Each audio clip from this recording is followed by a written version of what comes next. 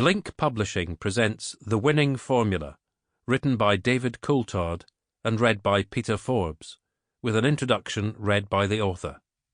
Introduction. I was sitting in front of Dietrich Mateschitz in his office in Salzburg, about to sign for his new Formula One team, a decision that represented one of the biggest risks of my career. The billionaire founder of Red Bull is an imposing man, a remarkable entrepreneur with a hugely successful energy drinks company, and a laser-like focus. He'd never previously been the sole owner of an F1 team, but had recently bought Jaguar F1 for $1. Intrigued by that development, I'd been in discussions for some time about joining his new team. Having driven for established teams such as Williams and McLaren, joining Dietrich's new organisation was a gamble, and one that would secure me a significant pay cut too. But it felt right. It felt exciting, and my gut instinct was telling me that this was an opportunity not to be missed. When I walked off the racing circuit at Brazil in 2004, for all intents and purposes, my racing career in Formula One was over. I'd been with McLaren for 9 years, but that famous team had recently decided not to renew my contract. So it appeared that the curtain might be coming down on my time in the sport I loved. Back at the start of the year, along with my contracts manager Martin Brundle, I'd been talking to Jaguar Racing, but through all the discussions, I just didn't sense the passion or vision I need to really commit to a new venture.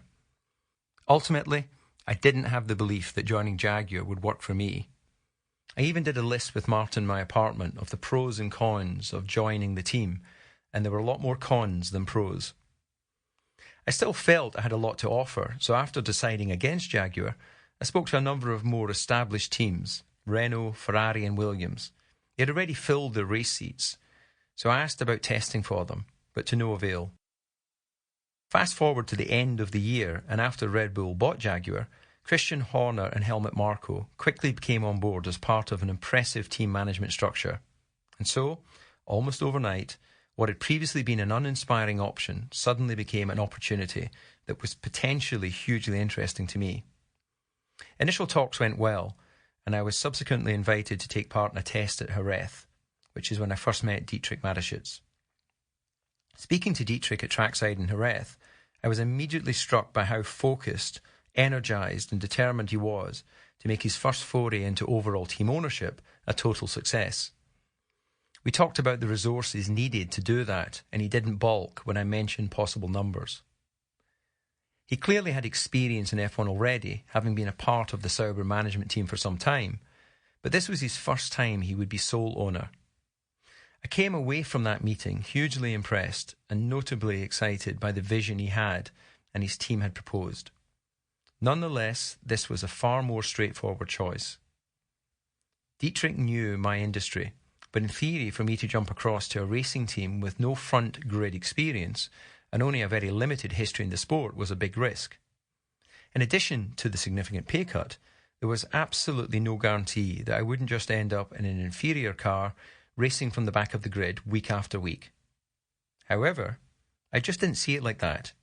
Here was a man with ideas and acumen. Dietrich's own staggering success with Red Bull speaks for itself. In terms of his approach to Formula One, he had empowered his team to start revitalising the struggling operation he had bought.